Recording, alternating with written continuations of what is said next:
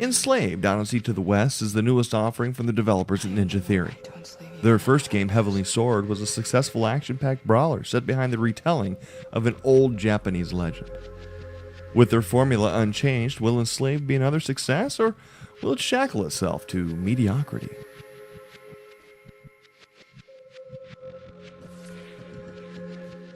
Enslaved's story is a retelling of the old Chinese tale Journey to the West.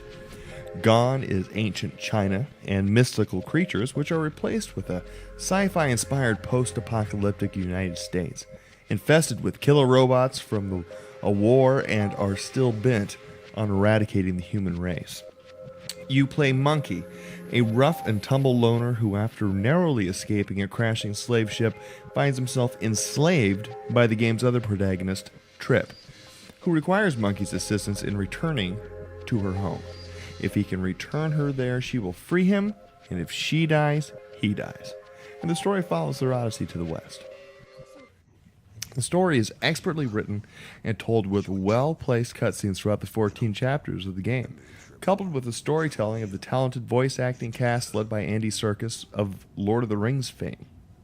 The writers and actors do a great job of not only telling a story, but taking the time to add a human element to the characters, which really helps invest you in the story. It is not seen often enough in video games today. It's just I always sort of fancied my chances myself with Trip, you know. But if there's something already between you, I'd respect that. I'm not the kind of guy to go muscling in. Pixie, she can hear every word we say.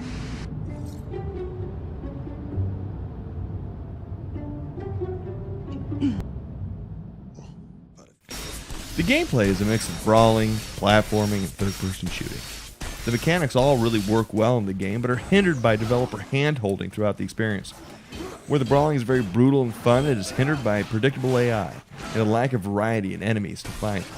Many times you'll feel overpowered for a lot of the fights, and with enemies in the mix that, when taken down, can be used as bombs or can stun all surrounding foes, the challenge really feels missing most of the time. Platforming, though visually impressive, lacks any real risk, as well as until the latter parts of the game. Monkey's jumps are all calculated, and he never misses a handhold, and if the jump can't be made, he won't jump at all. Later in the game, there are moving parts and fire, which can offer a little challenge, but all in all, it comes too little too late.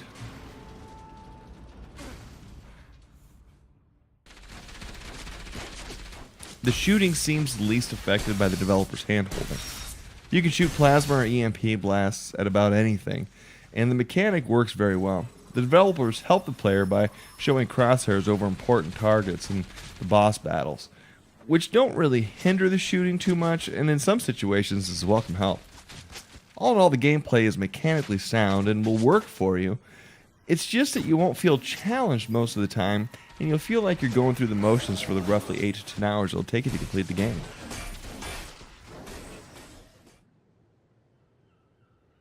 There. The crash site. We're almost there. We have to get across this bridge first.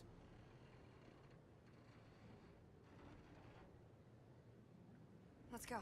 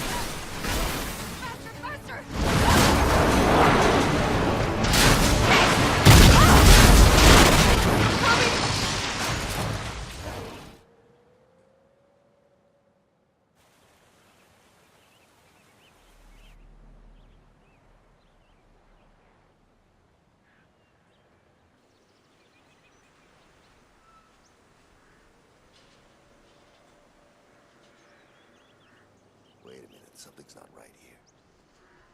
Maybe you should do another scan.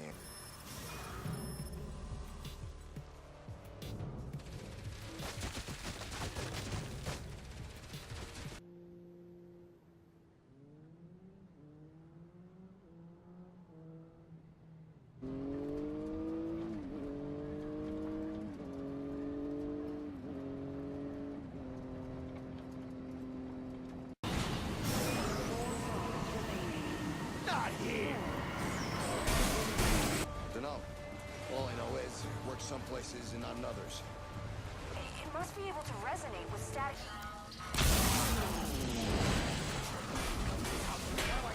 Okay, I'm accessing its schematic. I'll do a scan.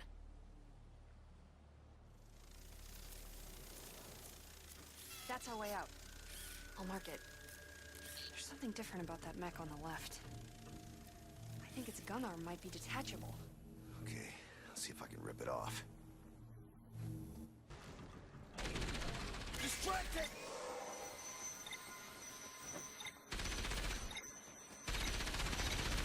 It's running out!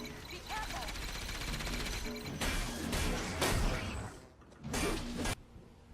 Pull the lever.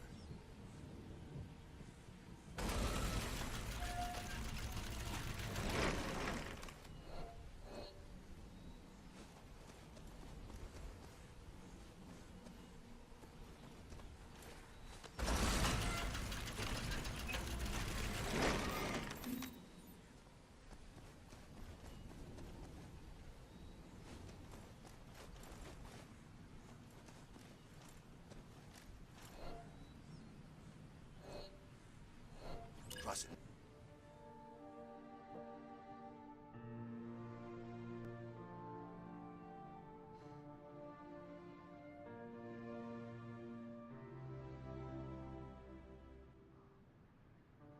This was my home. The slavers came.